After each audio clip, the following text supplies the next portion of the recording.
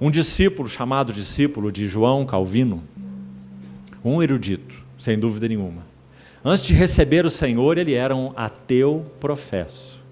Mas ele adquiriu esse ateísmo, lendo obras de filosofia, de Cícero e de Epicuro. E ele se chama Franciscus Június. Seu pai era um cristão e deixava sempre à mão uma Bíblia à disposição dele. Onde o Francisco Június ia, o seu pai dava um jeito de levar a Bíblia perto dele, deixando sempre a Bíblia à sua disposição. Mas seu pai não conseguia argumentar com ele a respeito da sua fé. Um dia Francisco Június, abriu sua Bíblia em João 1,14. Pela primeira vez, ele abriu sua Bíblia e leu João 1,14. E o Verbo se fez carne e habitou entre nós, cheio de graça e de verdade, vimos a sua glória, glória como do unigênito do Pai.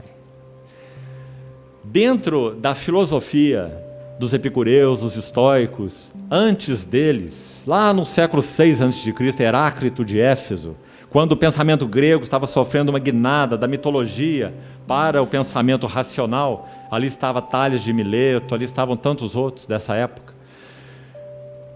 Esse Francisco Június lia a literatura de Epicuro, que registrava todo esse assunto do logos segundo o conceito filosófico. Ele é aquela razão impessoal, criadora por trás de todo o universo, um princípio impessoal, não pessoal, mas o princípio impessoal que criou tudo. E eles deram um nome a esse princípio de logos. Logos não foi uma palavra usada pela primeira vez por João.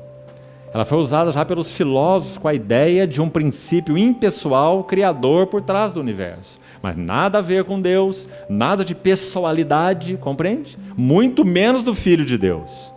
Uma palavra da filosofia.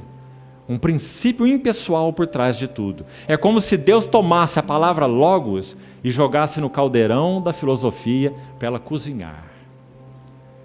Deus queria que essa palavra logos cozinhasse bem no caldeirão da filosofia, porque eles usavam essa palavra nesse sentido, que o logos era o poderoso princípio impessoal por trás do universo, que dá ao universo toda a sua beleza, toda a sua forma, toda a sua harmonia, toda a sua coerência.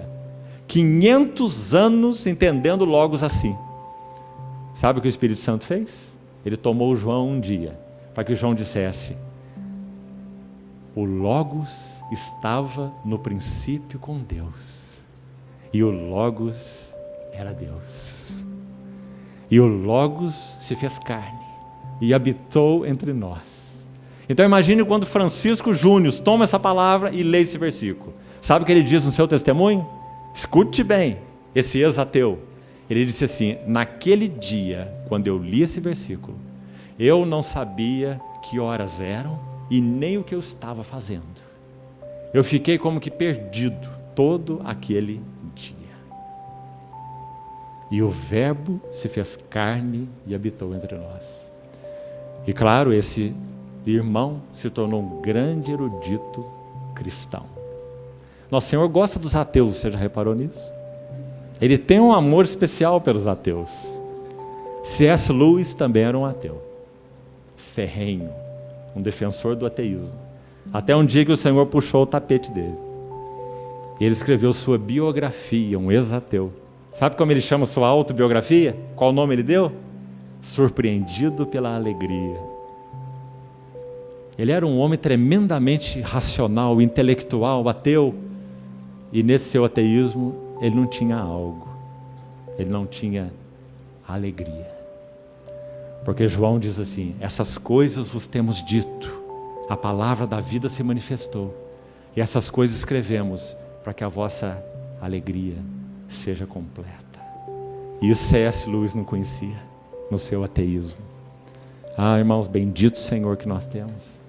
Quão maravilhados ficamos contemplando essas crises do grande Verbo de Deus, nosso Senhor Jesus. Então, os seus dias, suas origens são desde a eternidade. Nós não estamos falando simplesmente de um homem comum, digamos assim. nem mesmo de um homem tão especial.